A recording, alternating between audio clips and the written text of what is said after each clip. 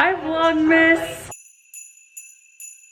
I'm officially done with my first semester of dental hygiene school. How exciting is that, you guys? Yes, I'm sitting on this couch and yes, I'm wearing the same outfit, but you know what? Your girl is done. I just deep cleaned this apartment. I was gonna film it, but I feel like I've been cleaning a lot on Vlogmas lately, so I figured I would give you guys a break from me cleaning.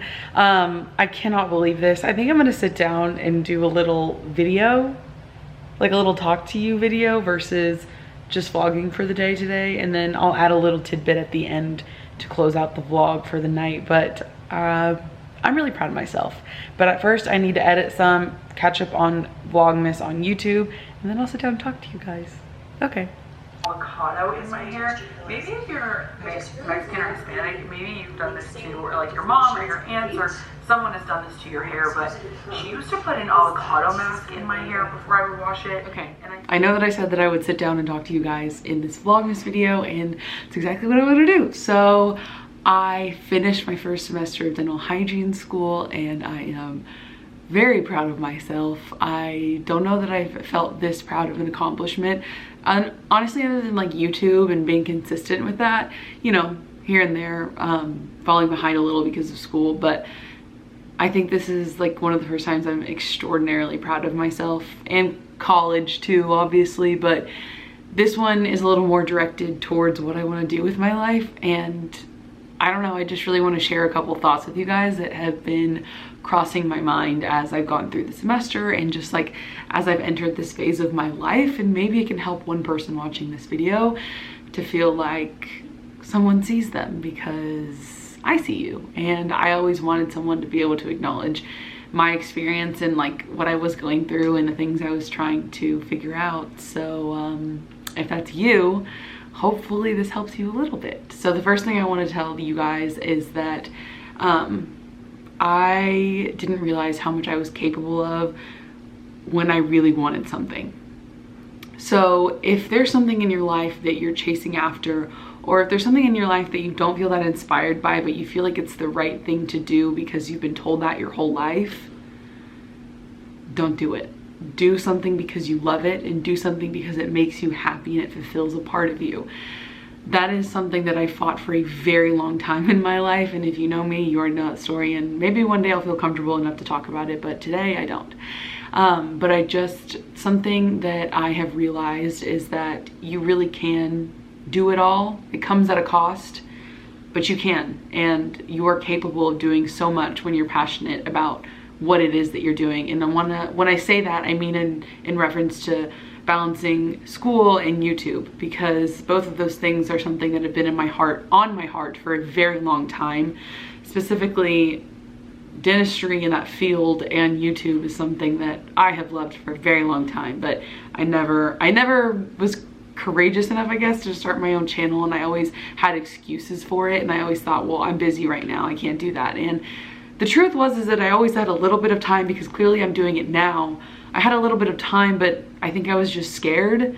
But once I realized that it was something I was really, really passionate about, and something I really loved, I'd be able to balance the both of them. So if there's something out there for you that you think you want to chase because in the back of your mind you love it, you think about it all the time, but you're making excuses, I am telling you, you are capable of more than you know, because that passion is what will drive you every single day to create and finish that job. I am not even joking, because like you can see the smile on my face right now. I don't know that there's a time in my life where I felt more fulfilled. And yes, it's hard, and yes, it's tough, and there are nights where I may get a little emotional in my room when it's time to go to bed, and I get stressed out, but at the end of the day, it's all worth it, and it's for a bigger purpose.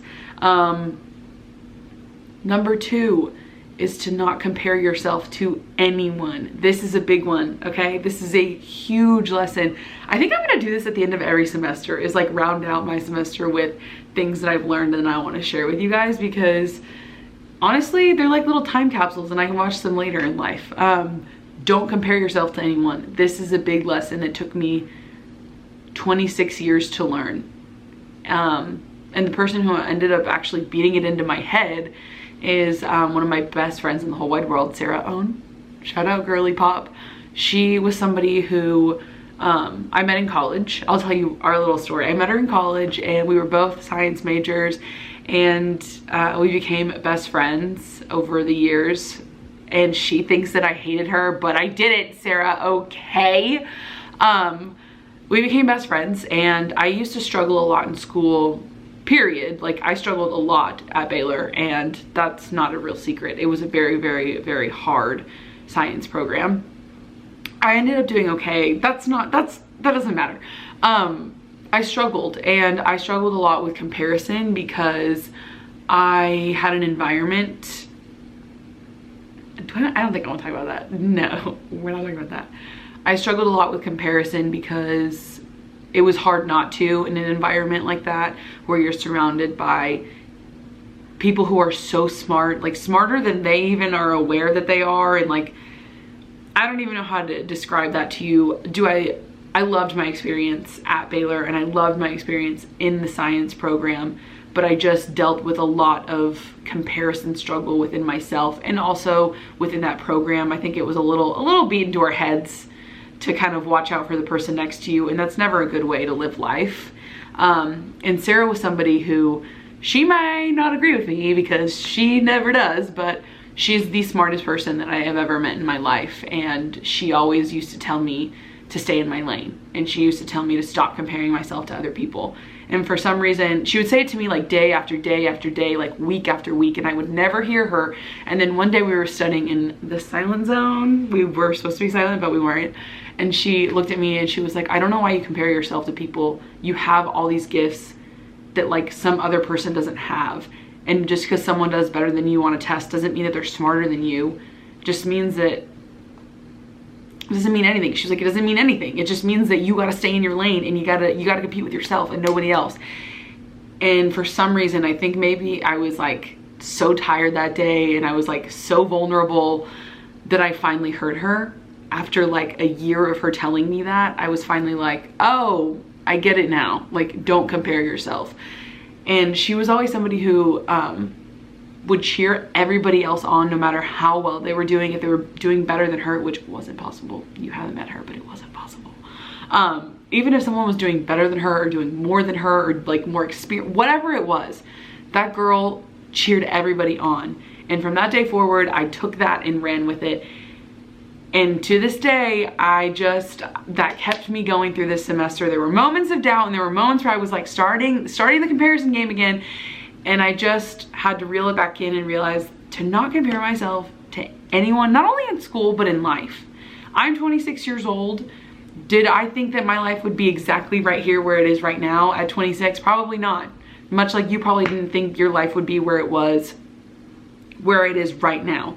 Unless you're that like minority of the population that like planned their life out perfectly and knows exactly where they're headed. And those people, like, props to you, man. Like, I don't know how you do it. I thought I was one of you, but turns out I'm not. Anyway, life happens for you, not to you. And the faster you realize that, and the faster you realize that your life is your experience and not to be compared with anybody else's, the more you will feel like you are actually living your life versus it just passing you by. That's the second thing I've learned this semester. And the third thing I've learned this semester, and it's probably the last thing that I'm gonna leave you guys with because I don't want to talk your ear off.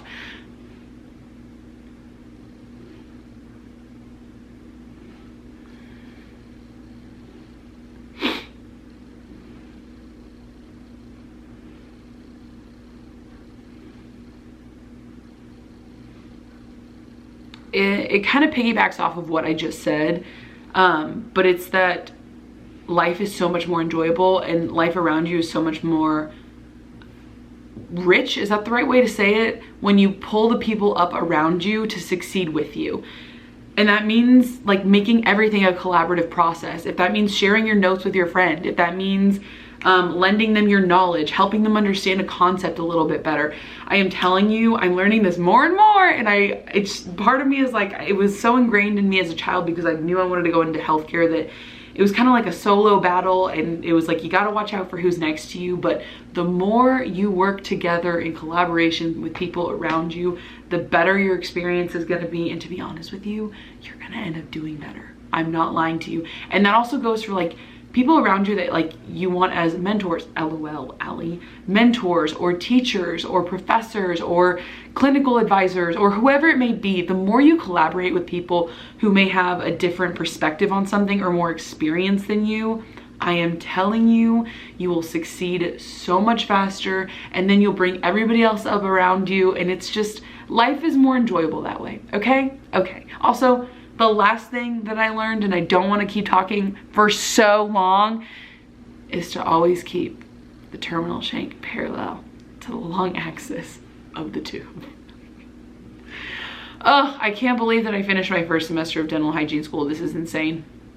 If any of my classmates are watching this, because I feel like some of you do, but I'm not 100% sure. If you're watching this, I love you more than I can possibly explain to you. You have created a large divot in the heart that I contain within this body. You're all so important to me. I can't wait to see us grow even more, not only next semester, but within like the next, you know, chapter of this program together. We have grown together so much more than I would have even thought. I don't know that I thought this experience was even going to be what it has already been, and it's only the first semester. I'm just proud of who we are. I'm proud of what we've done. And in case you didn't know this, you're stuck with me for life. And I will be shoving a camera in your face for the entirety of the program that we have left together, and probably for the rest of our lives when you get married and have babies, okay? I love you guys so much. That's my little recap on my first semester. I'm gonna go get ready for dinner with Allie, and then we will clock out. I love you so much.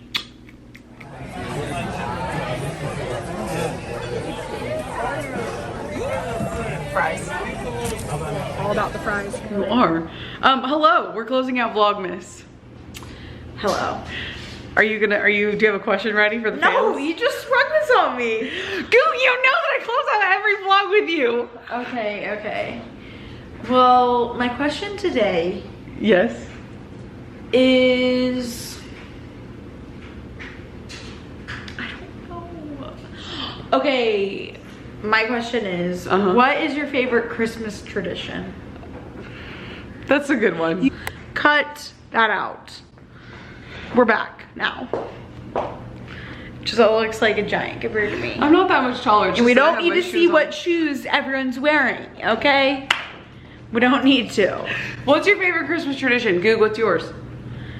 Mine's Home Alone 2 the night before Christmas. Train of thought there.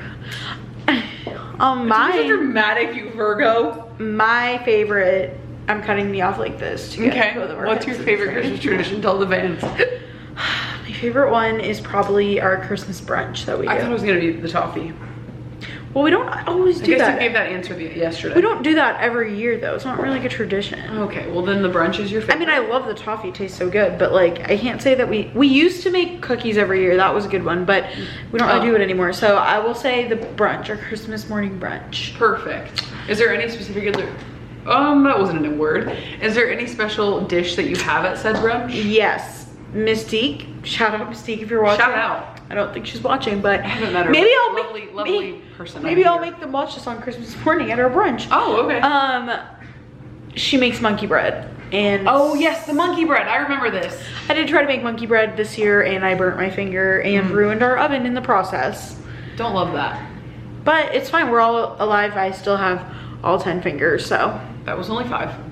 Well, the other one was holding the camera. There you go. Okay. So the moral of the story is, I love monkey bread. I'm gonna punch you. The moral of the story is, I'm so tired and I'm being forced against my will to close out Vlogmas today. It's because the fans love you, just like I do. Love you all, fans. Love you, Giselle. Love you. Talk to you guys tomorrow. Don't forget to like and subscribe. See you mañana. Like and subscribe.